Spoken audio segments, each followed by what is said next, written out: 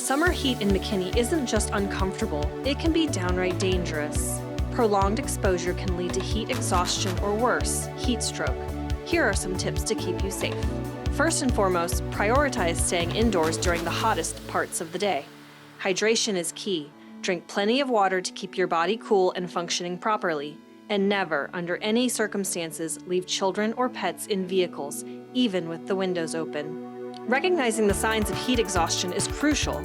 Watch for symptoms like heavy sweating, weakness, dizziness, nausea, and headaches. If you or someone nearby shows these signs, move to a shaded area, drink water, and rest while keeping their feet elevated. Heat stroke is even more serious and requires immediate medical attention. These symptoms include high body temperature, confusion, rapid pulse, hot and dry skin, and even loss of consciousness.